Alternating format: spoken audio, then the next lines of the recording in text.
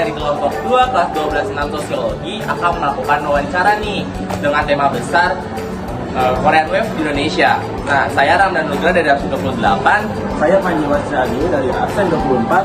Dari Fatimah Zafar, absen 2. Saya Safia Syarah Faisal, absen 20. Saya Lutma Raya, absen 17. Saya Azhar Ainaya, absen 7. Baik, sekarang kita lanjut ke video wawancaranya.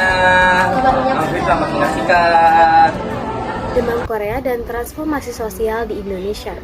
Di tengah hiruk-pikuk kehidupan modern, sebuah gelombang budaya asing menerjang Indonesia dan kekuatan yang tak terhentikan. Gelombang ini bukan sekedar tren musik atau fashion, melainkan fenomena sosial yang merubah landscape budaya dan perilaku masyarakat. Ya, kita berbicara tentang Korean Wave atau Hallyu, demam Korea yang menjangkiti jutaan hati di seluruh dunia, termasuk Indonesia. Dari lagu-lagu K-pop yang merdu hingga drama Korea yang dramatis, Hallyu telah mencuri perhatian dan mengubah cara pandang generasi muda. Namun, di balik euforia dan kesenangan, tersimpan sebuah pertanyaan mendalam. Bagaimana Hallyu merubah wajah sosial Indonesia? Apakah ini sekedar tren sementara atau sebuah transformasi budaya yang berdampak jangka panjang? Mari telusuri lebih dalam. Kita akan mengeksplorasi bagaimana Korean Wave telah menjadi katalis dalam perubahan sosial yang terjadi di Indonesia. Kami akan menganalisis faktor-faktor yang berkontribusi terhadap popularitasnya, serta melihat implikasinya terhadap dinamika sosial dan budaya bangsa. Kami telah menghadirkan dua narasumber terkait topik kami saat ini, yaitu Korean Wave, merupakan seorang lulusan sastra Korea, serta ibu rumah tangga yang bernama Bayu Lita Junaidi yang memiliki kegemaran menonton drama Korea. Selamat menonton semuanya.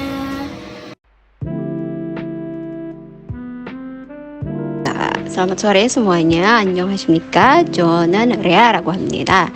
한국 대학교에서 졸업했습니다. Jadi langsung aja kali ya ke pertanyaan pertama, yaitu menurut observasi Anti, apa aja nih sektor hidup masyarakat Indonesia yang berubah sejak masuknya fenomena Korean Wave sebagai tren di Indonesia? Jadi kalau kita lihat sekarang itu ada banyak sektor hidup masyarakat yang berubah ya sejak masuknya budaya atau Korean Wave ini gitu, atau kalau bahasa Koreanya dibilangnya Hallyu. Jadi kalau kita lihat mungkin salah satunya dari segi industri hiburan, itu dengan banyaknya drama Korea atau K-pop yang masuk ke Indonesia, jadi minat masyarakat kita itu cenderung ke lebih banyak yang menonton K-drama, Korean drama atau K-pop gitu. Itu salah satunya. Untuk selanjutnya mungkin dari segi bahasa dan budaya ya.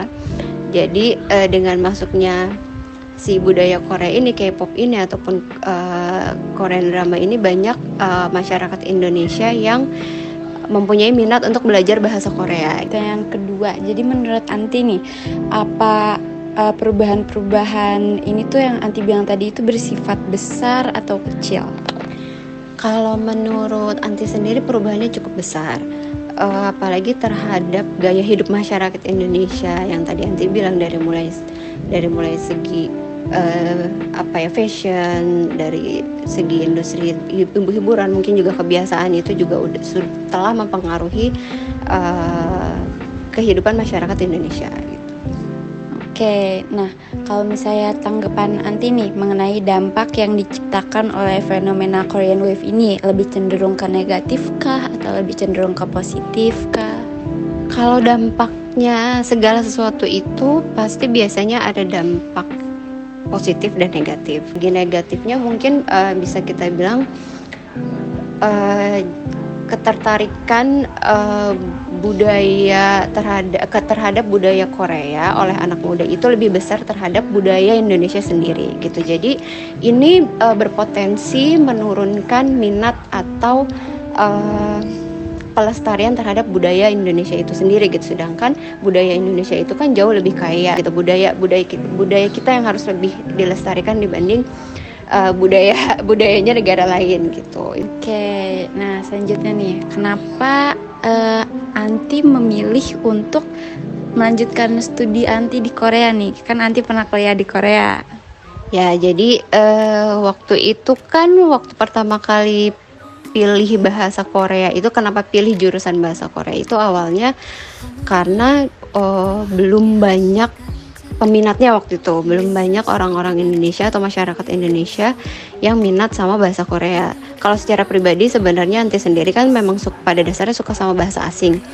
Jadi waktu itu pikir-pikir, oh bahasa Korea kayaknya ini nih mungkin nanti suatu hari juga pasti akan terpakai gitu. Kita kan nggak tahu ke depannya gimana ya. Jadi waktu itu pikirnya ya udahlah, mikirnya harus ambil bahasa atau jurusan yang orang lain nggak banyak ambil atau orang lain nggak banyak bisa gitu. Karena kan kita jadi kesempatan kita, peluang kita di dunia industri itu atau dunia bisnis itu lebih besar jadinya gitu. Oke, ini selanjutnya, berdasarkan pengalaman Anti yang beberapa tahun tinggal di Korea, ada kebiasaan gitu nggak dari Korea atau budaya-budaya Korea yang Anti tuh bawa gitu ke sini, Anti terapin sampai sekarang di Indonesia?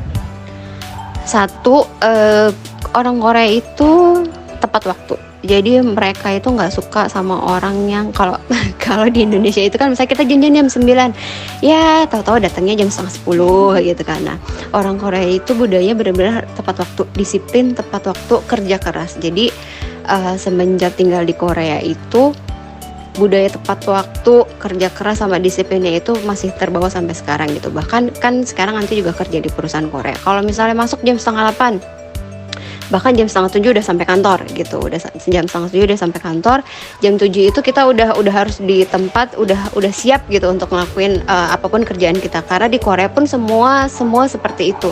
Kalau misalnya jam 8 mulai kerja, bukan berarti jam 8 baru datang ke kantor, baru mulai beres-beres ini itu, enggak begitu. Jadi 7:30 itu setengah jam atau paling nggak 15 menit sebelum jam mulai kerja itu mereka udah pada siap di tempatnya masing-masing gitu. Lanjut aja langsung ke pertanyaannya. Yang pertama, menurut observasi Ibu, apa saja sektor hidup masyarakat Indonesia yang berubah sejak masuknya fenomena Korean Wave sebagai tren di Indonesia? Yang Ibu lihat, kelihatan perubahannya itu dari segi di sektor fashion, terus kuliner, sama budayanya. Budaya paling banyak. Ya, paling kelihatan itu budayanya. Pertanyaan kedua, Ibu, apakah perubahan-perubahan yang muncul dari fenomena ini bersifat besar atau kecil? Kalau di tahun 2000 itu awal masuknya budaya Korea itu belum kelihatan banget perubahannya. Kalau sekarang di tahun 2024 kelihatan banget perubahan dari budaya Korea yang masuk ke Indonesia. Jadi apanya? Perkembangan iptek semakin berkembang. Oh jadi, iya. Informasi juga mudah tersebar. Oh iya. Kalau dibanding zaman dulu. Oh iya, kalau dulu kan nontonnya pakai VCD tuh. Yeah. Dan itu juga nggak sembarangan yang jual bebas, susah gitu. VCD kayak drama Korea yang dijual itu susah. Dan nggak semua kayak sekarang tuh kan orang gampang akses lihat pakai, ya bisa streaming atau pakai aplikasi yang sekarang kayak Viu, Netflix gitu kan. Dan itu judulnya banyak. Kalau zaman dulu tahun 2000 itu pas masuk itu kita hanya bisa nonton TV itu Indosiar. Tahun 2000 tuh di Indosiar. Bagaimana tanggapan Ibu mengenai dampak yang diciptakan oleh fenomena Korean Wave ini? Kalau dampak positifnya itu, pertama itu kita jadi bisa belajar budaya mereka, ya kan? Salah satunya bahasa Korea. Nambah wawasan. Ya, dengan kita nonton drama Korea kita bisa belajar bahasa mereka. Minimal kita tahu cara menyapa, percakapan ya sederhana lah bahasa Korea gitu sehari-hari. Terus yang bisa dipelajari dari drama Korea itu juga disiplin mereka. Kalau dilihat kan mereka belajar gimana kan Mas Panji lihat kan anak-anak sana gitu. Terus mereka tuh luar biasa gitu, disiplin banget. Lanjut ke pertanyaan nomor 4. Mengapa Ibu memilih K-drama sebagai kegemaran Ibu di waktu luang? Yaitu selain buat ngisi waktu kosong, terus jalan ceritanya juga itu drama Korea itu lebih unik, lebih bervariasi. Beda dengan sinetron Indonesia yang terlalu apa ya Mas, kalau di Indonesia gimana ya, Panjang-panjang. lebay gitu. Ceritanya nggak bisa habis. Iya, terlalu pokoknya nggak masuk akal gitu. Lanjut ke pertanyaan terakhir, melihat ibu sebagai sosok ibu rumah tangga di rumah, apakah ibu merasa kesulitan untuk membagi waktu ibu dalam mengurus pekerjaan rumah dengan kegemaran ibu, yaitu nonton Korean drama? Alhamdulillah enggak sih, nggak keganggu. Iyalah, nggak keganggu deh nontonnya kalau udah, walaupun sempat nganterin anak sekolah semua, tapi kan biasa kalau nonton itu udah mau tidur gitu, atau lagi cuci piring. Kan cuci piring taruh sekarang kalau nonton itu mudah karena kita nontonnya di layar handphone bisa. Beda di tahun 2000 dulu, minimal kita tuh harus punya alat namanya VCD player. Iya, gitu Nah, juga nonton. iya pakai VCD player kalau dulu. Kalau sekarang di handphone tinggal taruh di mana aja kita bisa nonton drama Korea. Terus kalau bisa nontonnya juga itu yang sekarang itu pengennya ongoing, jadi nggak terlalu nunggu lama. Nunggu lama. Tapi kalau yang sekaligus banyak tuh kan kita Nggak bisa berhenti. iya Penasaran pengen terus. harus segera selesai gitu nontonnya. Tapi kalau ongoing kan kita bisa nunggu minggu berikutnya. Juga seminggu kan 2 kali tayangnya kalau ongoing. Jadi menurut ibu sih nggak memakan waktu gitu kalau ongoing. Tapi ya pokoknya jangan beranggapan negatif aja dengan drama Korea atau K-pop. Ambil sisi positifnya gitu. Ya negatif, yang jelek-jeleknya tuh kalau bisa dibuang. Seiring berjalannya waktu, fenomena Korean Wave di Indonesia telah menunjukkan dirinya bukan sekedar tren sesaat, melainkan sebuah transformasi budaya yang mendalam. Dampaknya terhadap perubahan sosial di negara ini tidak bisa dipandang dengan sebelah mata. Korean Wave telah membuka jendela baru bagi masyarakat Indonesia untuk melihat dan mengadopsi berbagai aspek budaya asing. Fenomena budaya ini telah mengubah cara generasi muda Indonesia dalam mengekspresikan diri, berinteraksi dalam media sosial, dan bahkan memandang dunia. Dari gaya berpakaian hingga preferensi hiburan, dari pola konsumsi hingga aspirasi karir, jejak Korean Wave terlihat jelas dalam kehidupan sehari-hari. Namun, penting untuk diingat bahwa perubahan sosial ini bukan tanpa tantangan. Sementara Korean Wave membawa nilai-nilai positif seperti kerja keras dan dedikasi, ia juga memunculkan kekhawatiran akan lunturnya identitas budaya lokal.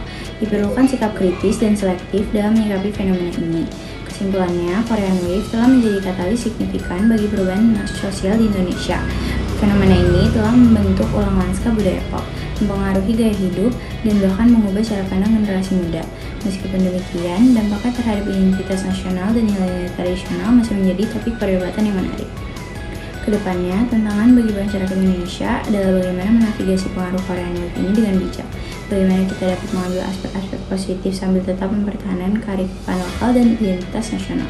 Jawaban atas pertanyaan ini akan sangat menentukan arah perubahan sosial di Indonesia di masa mendatang. Sekian dari video wawancara kelompok kami. Kalau ada yang salah mohon maaf. Wassalamualaikum warahmatullahi wabarakatuh.